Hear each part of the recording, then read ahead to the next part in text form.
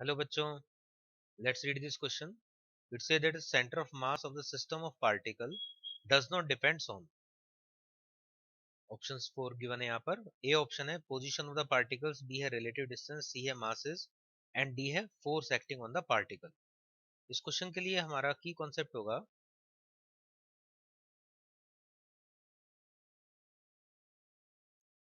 Formula of the positions.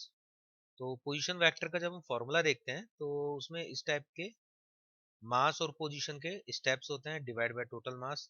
तो मास पे तो डिपेंड करेगा करेगा पोजीशन पे भी डिपेंड करेगा. तो यहाँ पर पोजीशन ऑफ पार्टिकल पर डिपेंड करेगा वो. Relative distance between the particle, particle दूर है या पास है उस पर भी डिपेंड करेगा. उनके बीच में रिलेटिव सेपरेशन के according centre of mass manage होता है. जैसे यहाँ पर ये एक मास है m1, ये एक दूसरा मास है m2.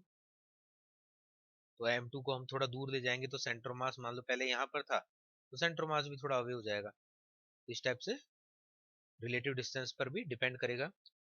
नेक्स्ट है फिर यहाँ पर मास ऑफ पार्टिकल, उस पर डिपेंड करेगा, ये ऑब्वियस बात है. लास्ट ऑप्शन है forces acting on the particle. Particle का मतलब इंटरनल फोर्सेस की बात हो रही है यहाँ पर, एक्सटर्नल फोर्स की बात नहीं हो रही. इंटरनल फोर्स मतलब जैसे दो मासेस के बीच में मॉलिक्यूलर फोर्सेस होते हैं, इंटरमॉलिक्यूलर फोर्सेस. तो इस टाइप के फोर्सेस जो होते हैं जिनका वेक्टर सम जीरो होता है, इंटरनल फोर्सेस का वेक्टर सम होता है जीरो. इसलिए इंटरनल फोर्सेस जो होंगे या फोर्सेस ऑन द पार्टिकल्स जो होंगे उन पर डिपेंड नहीं करेगा.